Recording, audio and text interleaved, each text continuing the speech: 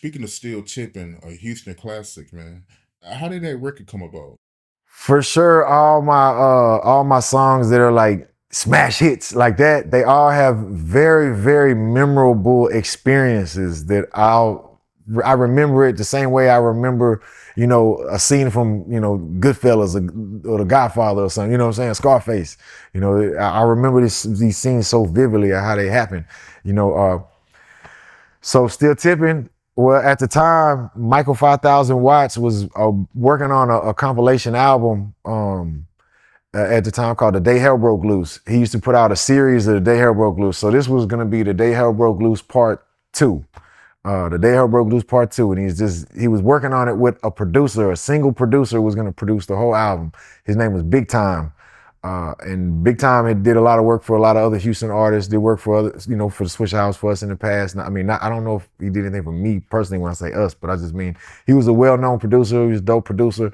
So anyway, him and Michael Watts worked it out. Well, look, I'm gonna produce all the beats, and and you get the verses from the artists, and that's how it happened. And eventually, in there, they, for whatever reason, went their separate ways. And the agreement they made was, all right, well, you take the beats since you made the beats, and I'm going to take the vocals since I got the vocals. And that's what they did. Okay, well, there was one song on there which was Still Tipping. I like to refer to it as like the rough draft of Still Tipping because it wasn't officially out like as a single, or it wasn't out on the album or something like that. It was being serviced to maybe DJs or something here and there, but it wasn't really official. It wasn't out yet. It was just something where you got a CD and it's a blank CD with a sticker on it. Hey, this is my new single. We trying to get played. Something like that. One of them type of situations. So I like to refer to it as the rough draft of Still Tipping. Respectfully, I don't mean no disrespect by that. It had the beat from Big Time, with a verse from Mike Jones, a verse from Slim Thug, and a verse from Chamillionaire. Now, Mike Jones and Slim Thug verse is the same verse you hear today. But a lot of people don't realize this when you say Still Tipping, what the world thinks is the one that I'm on. That's the one that everybody thinks. So when you hear that version of Still Tipping, you actually hear the tempo was slower than what I call a rough draft. So Michael Watts had to slow down Mike Jones and Slim Thug's vocals to match the do do do do do do do tempo of doom doom doom doom do do do do do do do doom doom doom. So their voices are like slightly a little deeper. When you hear the other version with the Big Time beat, you hear Slim Thug rapping, it sounds sped up. It don't even sound like Slim Thug. It sounds like Slim Thug when he was like 17. Like when Slim Thug was 17, he had a different type of tone to his voice. He rapped a little faster. That's how it sounds, you know what I'm saying? But anyway, they went their separate ways. Michael Watts pulled the vocals of one. He took the beat of the other. And T. Ferris gave me a beat CD out of nowhere. While all this is going on, I signed a deal with the Swishahouse as a solo artist. The Swishahouse originally wasn't a record label in the sense of they were putting out albums. It was a record label in the sense of they only put out mixtapes. Michael Watts only put out mixtapes. They didn't sign artists, develop them, put them out, and they got an album release party. They got an album. Nah, they only put out mixtapes. It's kind of similar, we followed the blueprint that the Screwed Up Clique, created, where it was a DJ with rappers rapping about local things and the Texas flow that Lil Keke basically created. The Screwed Up Clique wasn't a record label. They made mixtapes, but all of the artists on the Screwed Up Clique went to Jam Down, Big Time Records, went to what a Rec Shop Records, went to Presidential Records, or all the different, where there's somebody getting money in the hood, they got some money. Hey, let me sign you to my deal. And they start a record label, but they didn't go to school for it. This is their first ever, rap release, kind of thing. So it was, it was a lot of learning on the job kind of thing. So we learned a lot from the mistakes they made and the successes they had. We learned a lot from that, as an independent artist. You could see. So The Screwed Up Click, that's how they did it. DJ Screw did it. He wasn't putting out the albums, although he did have his compilations, like, 3 in the morning, stuff like that. So that's kind of the same thing. Well, the Swishahouse, we putting out the Day Hair Broke Loose as a compilation, but as artists, it's just mixtapes for us to go sign with other people. Anyway, somewhere along the lines, they made the decision, hey, let's start signing our artists and not having them go elsewhere. Let's sign them. Let's put them out. So, Big Tiger, Archie Lee, Lil Ron, a few other people here and there that would then maybe I'm in there somewhere, Mike Jones, Magnificent in there somewhere. But anyway, when I come in there, that's when now it's a full-fledged record label. And T Ferris like, look, we working on an album right now. It's a compilation album, Day Hair Broke Loose Part 2. Of course, I was on Day Hair Broke Loose Part 1 as well, so I already know. Okay, we're working on Part 2. Look, I got a beat CD. It's 8 beats on here. Whatever you feeling, write to. If you like it, write to it. If you don't, if you want to do a whole song, you can do the whole song. If you want to do 2 verses, 1 verse, do it. You want to do a hook, you want to do a hook in a verse, whatever you want to do whatever you want to do. I'm hungry because at this point, nobody wanted to sign me at this point. When I'm signed to the Swishahouse now, and I'm writing my verse for Still Tippin', this is right after me and Chamillionaire, we blew up underground. But then we got in our situation where we had a beef. We went our separate ways. We were completely separate from each other. And the whole music industry in Texas was like, yeah. Oh yeah, for sure. We kind of kept it off of wax. So a lot of the historical records, aren't there. You know what I'm saying? We never put it on wax. We never dissed each other, called each other name out, things like that, where once you do that, now there's a historical record of it. You know what I'm saying? But we for sure had a huge beef personally where we couldn't stand each other. We hated each other. We would have been fighting or, if we ever seen each other. That's how bad it was. But we grew up together as well, though. I knew him since I was 6 years old. So we've been fighting each other since we were 6 years old too. So when I say, it's like, your cousin or your brother, you fight all the time, but then you see each other at Christmas and, hey, how you doing? Yeah, good to see you. It ain't no big deal. So, but, at the same time, he got gangsters with him. I got gangsters with me. Some of them, they all didn't grow up with each other. They don't feel that, so we know what could come if it go to blows. So we both avoided that at all costs because it was bigger than us. The whole Texas music, Houston music, getting the opportunity was bigger than us and our personal situation. But anyway, when we went our separate ways, I couldn't pay a record label to sign me. Every single record label that wanted to sign us, me and Chamillionaire, they always like, yeah, you cool, pa. I fuck with you as a person, but man, I want to sign y'all, not you. And all of them said that. So it was the only one that was left was Swishahouse. And T Ferris, I didn't even know it was an option for me to even go to the Swishahouse. So I'd have went banging on their door, kicking the door down like the police trying to get a deal. But T Ferris, came to me one day. It was like, this is after I had an underground career with the Swishahouse, but before their label. T Ferris say, look, man, I see you trying to get a deal. I talked to G-Dash. I talked to Michael 5000 Watts. We all love you. Man, we got number love for you. Look, I don't want you to think we pressuring you or I'm trying to butter you up to sign you. Because me and T Ferris were real close. We were real good friends. And he was like, look, I don't want you thinking I'm trying to be friends with you just so I can sign you, but I want you to know that the Swishahouse door is always open for you. For Paul Wall, the Swishahouse door is always open. And if you need a record deal, we would love to sign you over here.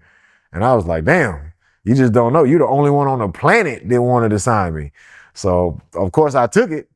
And he says, look, we're working on the Day Hair Broke Loose. And then it's going to be probably a Mike Jones, Magnificent, maybe another album. They had already put out their first album. Maybe it might be a Mike Jones solo, maybe a Magnificent solo. Maybe we'll get a big major record deal. Of course, you always got them hopes. But the major labels, they would crumb you and they would offer you the least amount of thing possible. And we businessmen. So it's like, we would only take the major deal for the opportunity, not for the money, because you ain't making shit. They taking everything.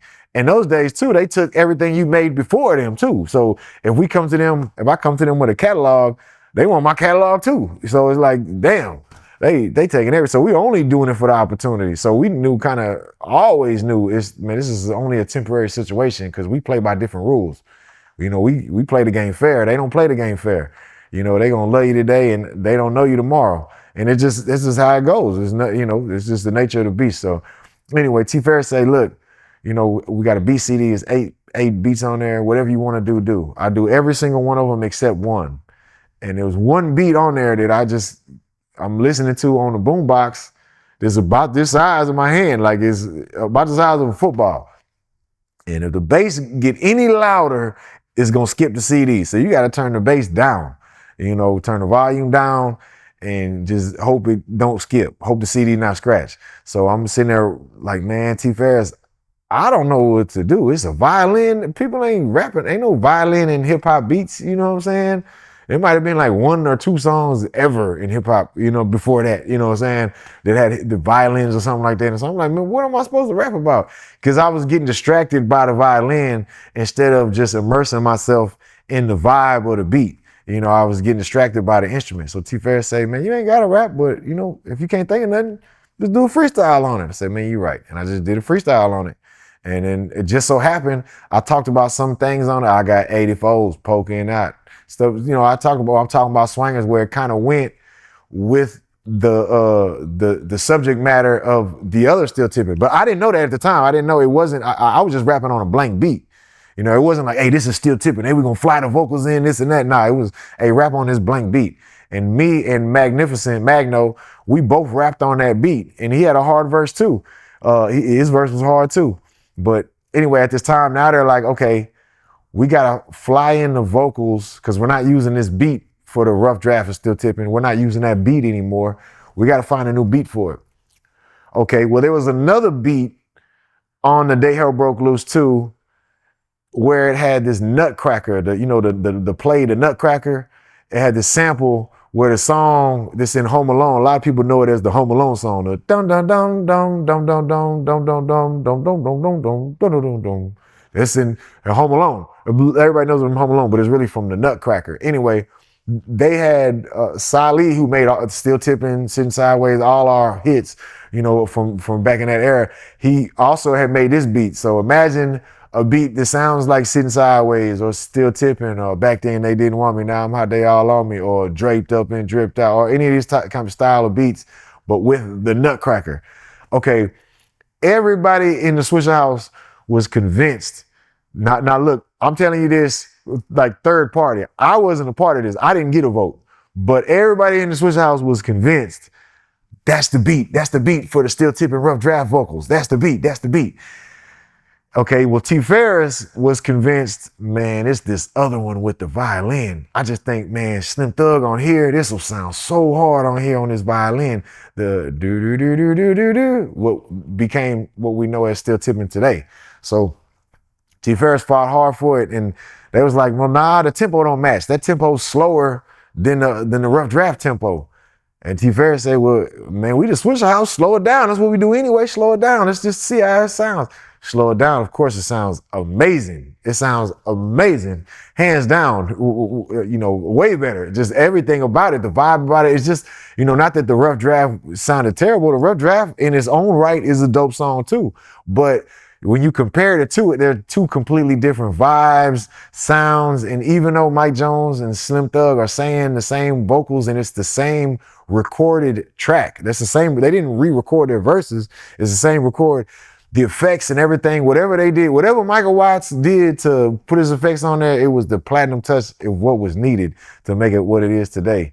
And then I'll never forget, even then, they were like, okay, what are we gonna do? Because you got Mike Jones verse, Slim Thug verse, Chamillionaire verse, because that was the rough draft. It was Chamillionaire as well. There's those three.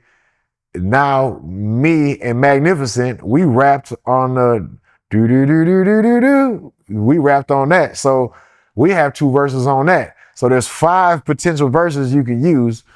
What are you gonna do? We can't have 5 verses on it. And so back in those days, we might put 5 verses on a song. And then, for the radio, you cut it down or shrink it down, or people get their verse taken off with this and that. But you talking about, 5 heavy hitters, Paul Wall, Slim Thug, Chamillionaire, Mike Jones, and Magnificent. Man, you talking about 5 hit, who are you gonna take off? And everybody on there had a dope verse. They all sound different for different ways, different reasons, but we all sounded dope on there. So that became the discussion of, well, who is going to be the final version that we put out? Who's going to be on there? It has to be Slim Thug. You can't take him off because his verse got sampled for the hook. So you have to use him. And of course, Slim Thug, and as we talking about the Swishahouse, Slim Thug always is, always has been, always will be the top dog of the Swishahouse. Always. He always has been in terms of when it comes to rappers. So, you can't, that's my big bro. We the same age. We came up together and he my big homie. So, it's, hey, big shout out to Slim. So for sure, you can't take Slim Thug off. And then Mike Jones at that time, he had a wave of popularity that was just, it was it's so hard to explain to people who didn't get to experience it, but it was like a uprising like no other, where he grinded his ass off and he put in, like, it's almost like, you start today is day one, and in 6 months, he's, the number one artist in the country. You know what I'm saying? That's like unheard of. Even me, it took me years and years and years and years and years to get to the point we talking about now, that I'm finally now talking about still tipping. That took me at least 5 years, you know what I'm saying, to get to that point. You know what I'm saying? So we talking about Mike Jones, who did this in 6 months. It's like, man, it's a rise, a meteoric rise like no other, man. But it was due to his hard work he put in. He deserved every bit of it, man. But so you can't take Mike Jones off of there either. And then it's like, well, who do you put on? Is it, Chamillionaire? I just signed with the Swishahouse. Magno signed with the Swishahouse. So more than likely it's going to be one of ours. Also, Chamillionaire verse, they felt it didn't exactly go with it. And this is right around the time Mike Jones and Chamillionaire got a beef going on as well. Their shit was on wax. So it was like, do you put Chamillionaire and Mike Jones on the same song and use their beef in the controversy to push the music? Or do you also know what comes with it? That means y'all gonna be performing the song together on stage. Like, man, that's just a lot to ask of people when you talking about some gangsters or people that's like close to being gangsters. There's a lot to ask. Like, hey, man, you gonna see each other all the time, act like you cool, whatever, this and that. But this person talking about you talking about them. Like, man, that's a lot to ask. So, it also was a situation where, do we take him off to avoid a situation? And I think that's kind of what it came down to. Maybe also because, like I said, I didn't get a vote. I don't know.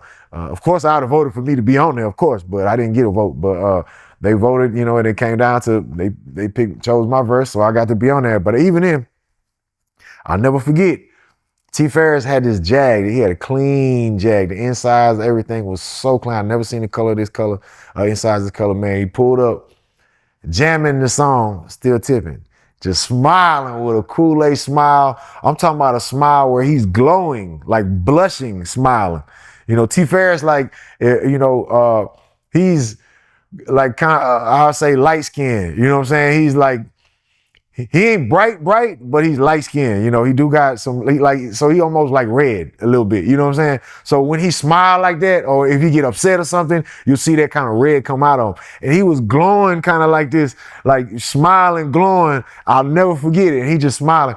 And I'm thinking he's smiling like that Phil Jackson coach. Hey, I told you I was right.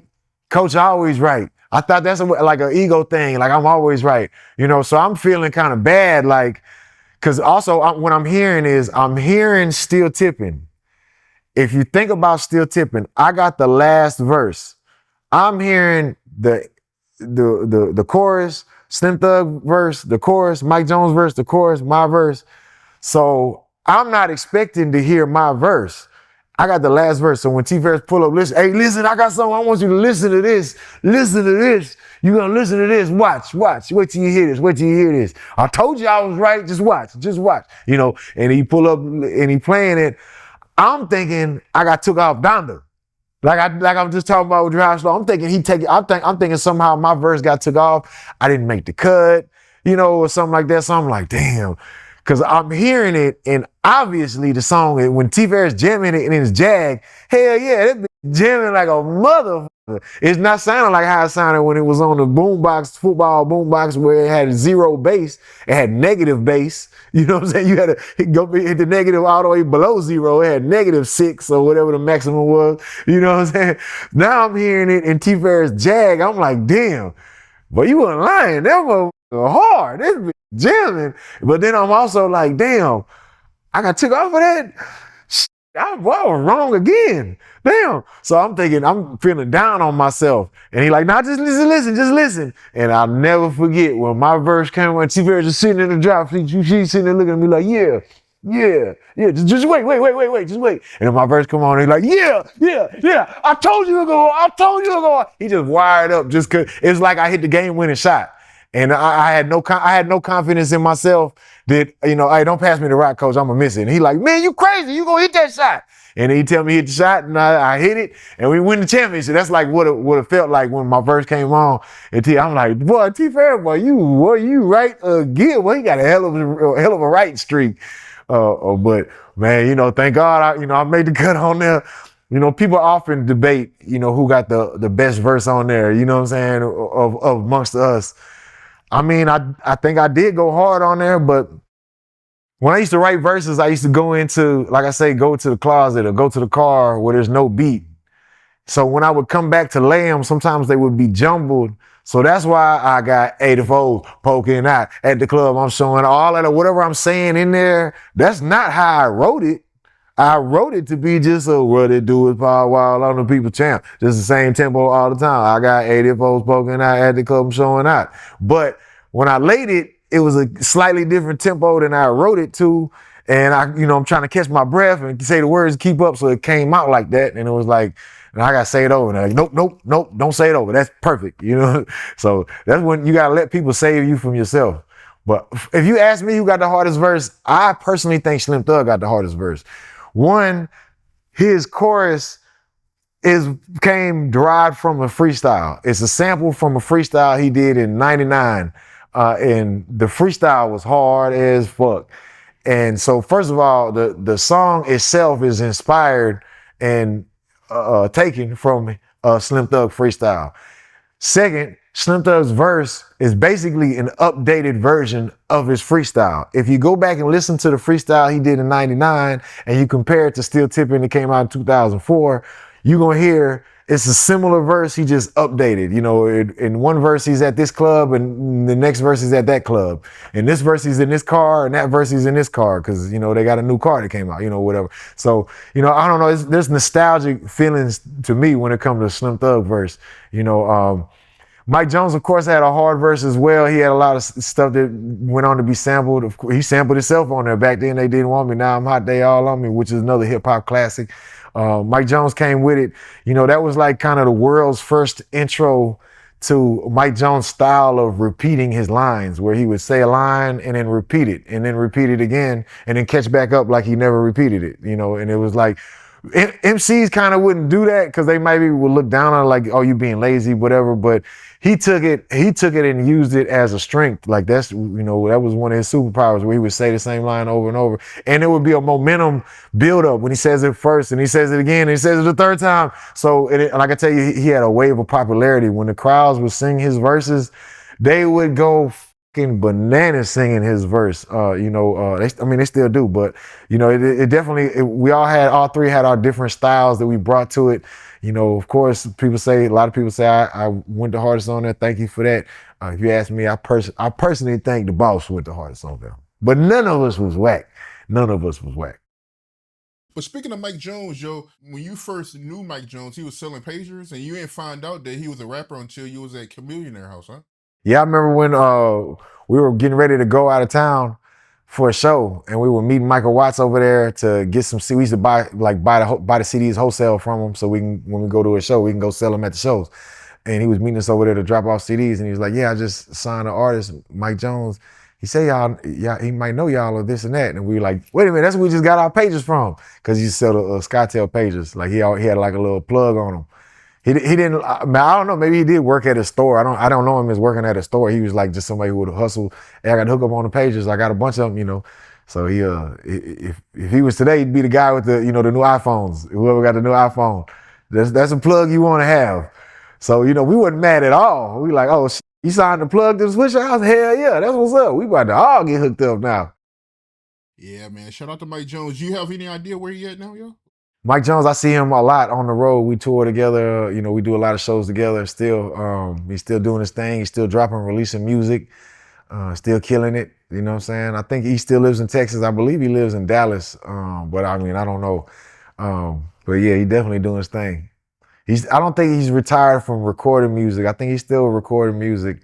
But it's I don't know, like some of us, like me, Slim Thug, we kind of had our own studios. So even when we were doing mixtapes, we were releasing music that we recorded ourselves out of our own studio.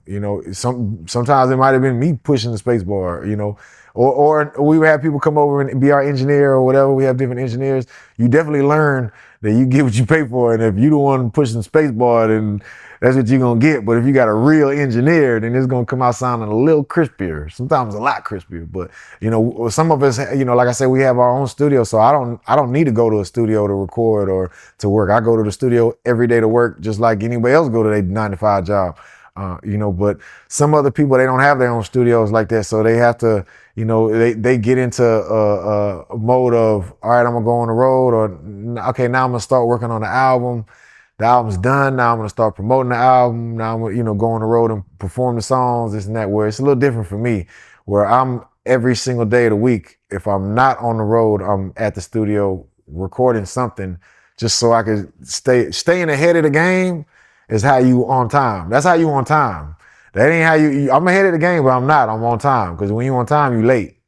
You can't be late. You cannot. That's unacceptable. It's very unacceptable to be late. So the only way to be on time is to be ahead. So, but some people don't record like that. They just do it in pockets, or when they work on the album, that's when they record. And I think Mike Jones is one of those people where he doesn't really necessarily record unless he's working on something. But again, I don't know, man. Whatever he's doing, man, work on something, drop something, my dog. You know what I'm saying? We'll be happy to jam it in the lack.